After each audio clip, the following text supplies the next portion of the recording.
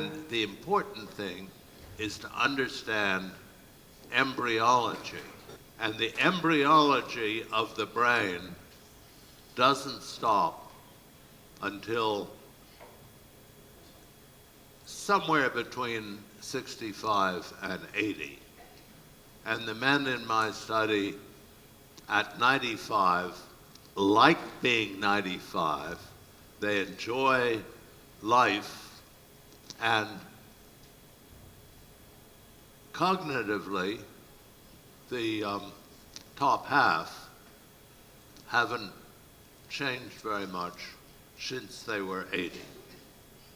Now, this doesn't mean that your memory doesn't start going to hell in a handcar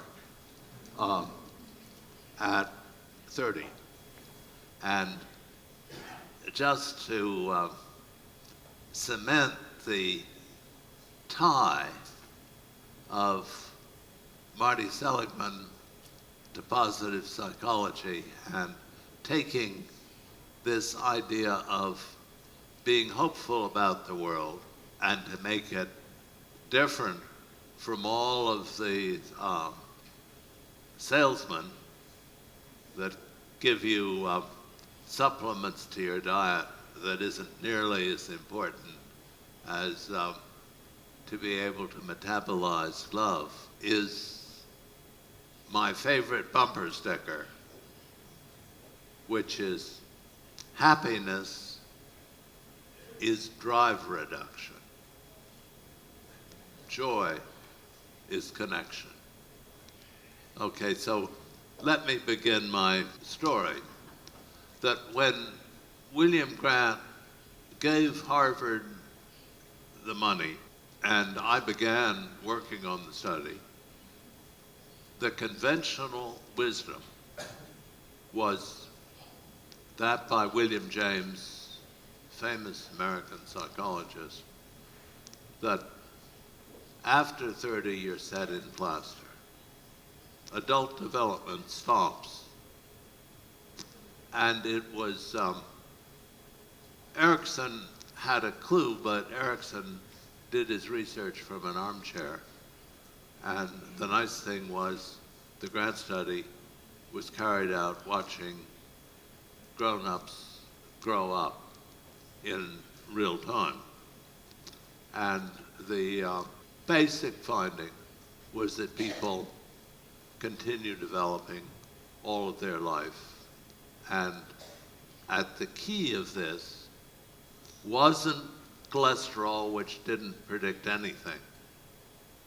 And it wasn't longevity of your ancestors, which the Grant study has probably the best data on of any longevity study in the world. And it wasn't exercise. What was important was the lovely introduction you saw to the study, was the depth of human relationships.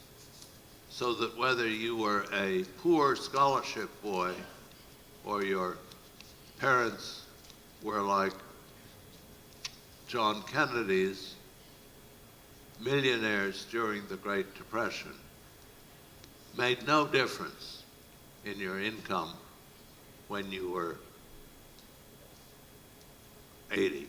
But being empathic and being loved made all the difference in the world and basically doubled your income.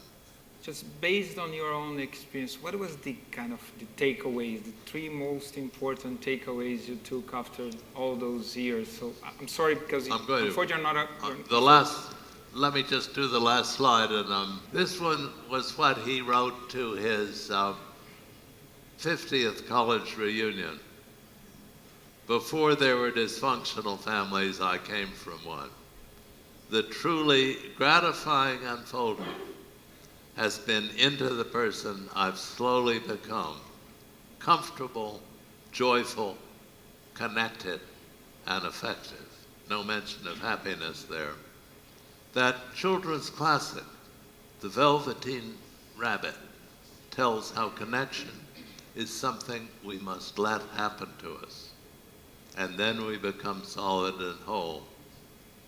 As that tale recounts tenderly, only love can make us real. Denied this in boyhood for reasons I now understand. It took years to tap substitute sources. What seems marvelous is how many there are and how restorative they prove. Thank you, and forgive me for being long-winded.